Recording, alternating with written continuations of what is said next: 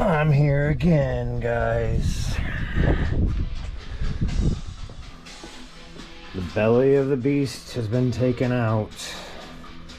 So this is the valve body with the conductor plates. Bought a new scan tool, and it's basically telling me this conductor plate and the speed sensor that's right here is bad. Oh yay. So here we go again. Gotta do the fluid change over again. New gasket, new bolts. Had to buy the scan tool. $464 for this, for a remanufactured one of these. So yeah, fun guys.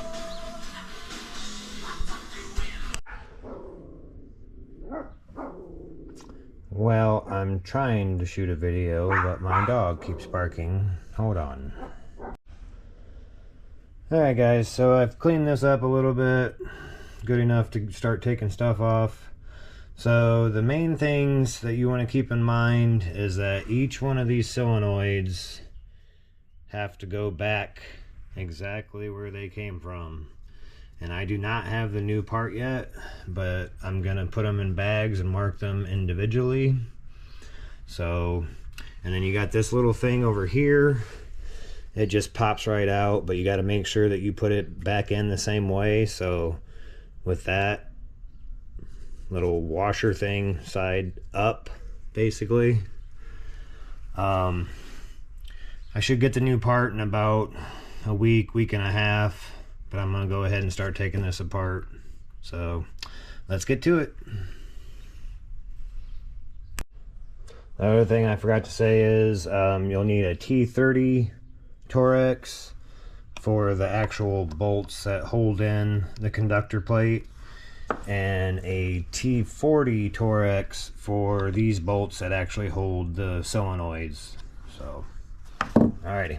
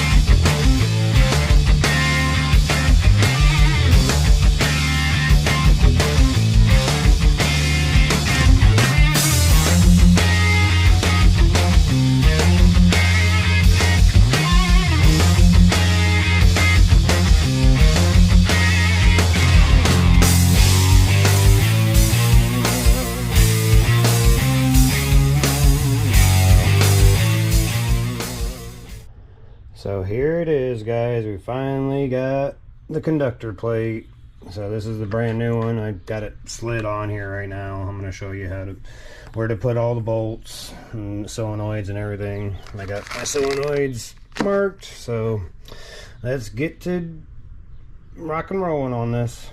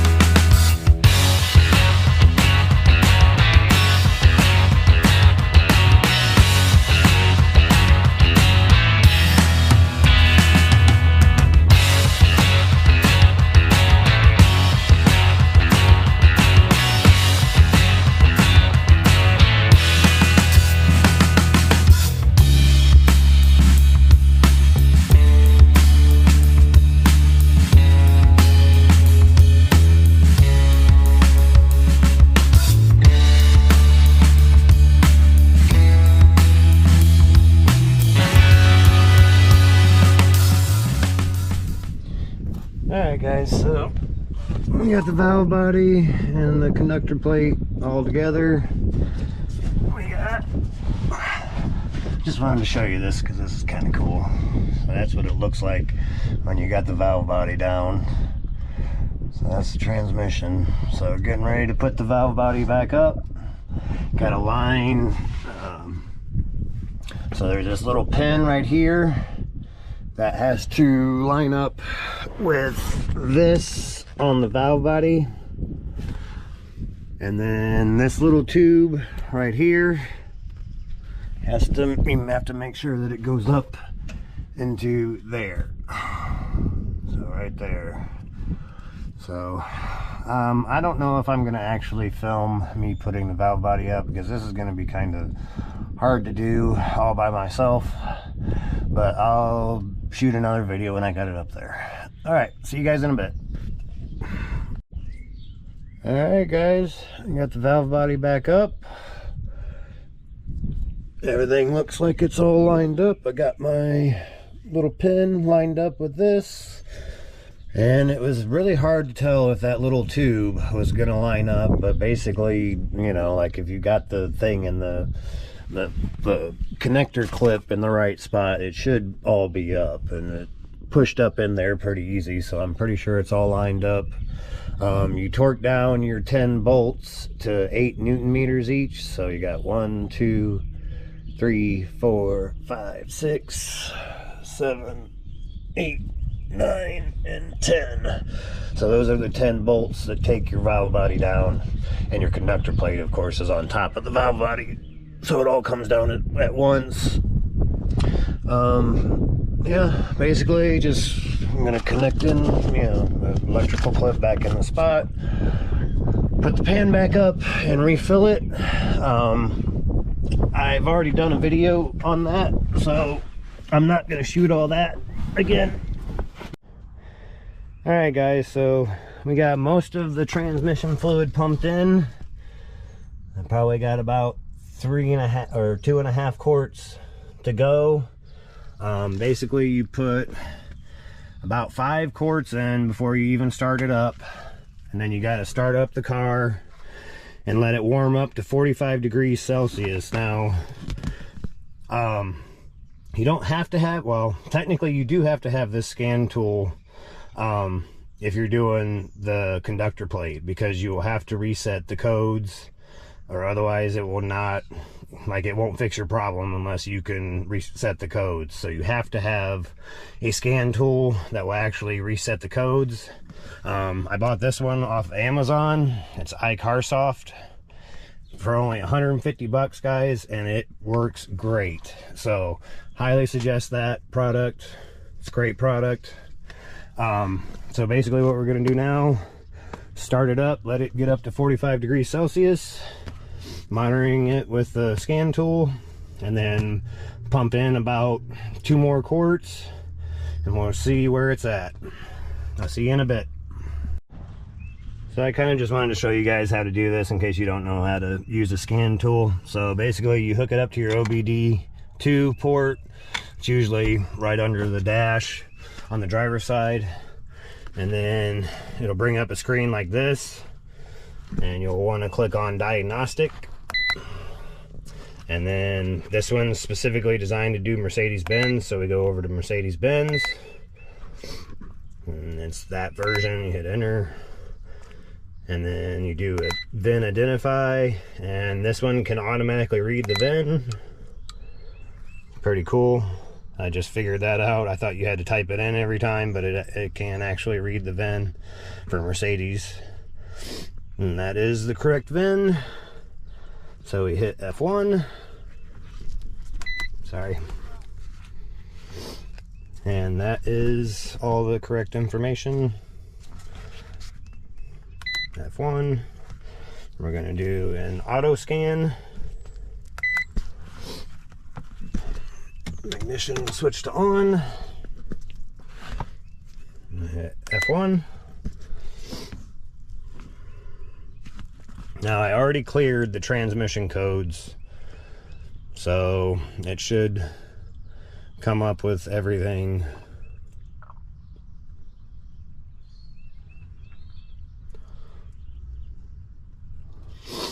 But basically you let it do its thing. It'll take a minute.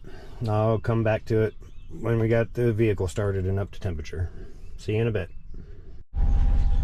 So I just wanted to make a comment on how long this takes. So I've been here for 20 minutes and we are still only, you probably can't even really see it. We are still only at 31 degrees. We have to wait until 45 degrees. This takes forever. Alright guys, so it's up to 45 degrees Celsius. Then you basically run it through the gears, go into reverse, then go to neutral, then go to drive, and kind of like wait on each one for like a couple seconds, then go back to park, and then you're gonna come down here.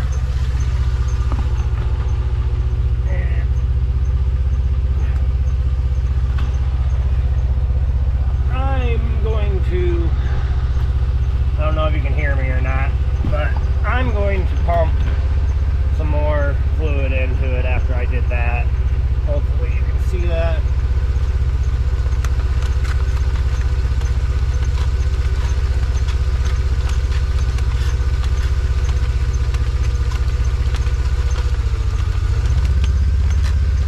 The idea is though that you pull that plug right when it's around 45 degrees Celsius. I did the going through the gear thing around when it was at like 42. Now I'm pumping this in.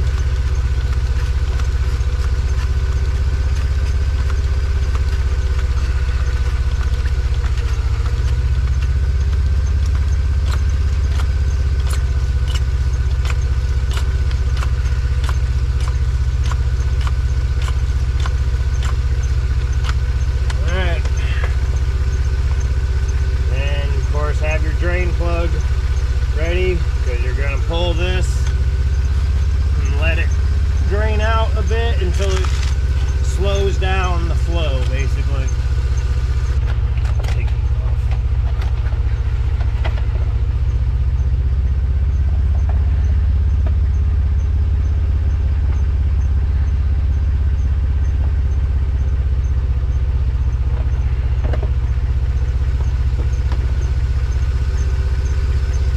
Basically, when that slows down to it, like it'll start sputtering. Man, look at that, overfilled it a bit. Come on, girl, start sputtering.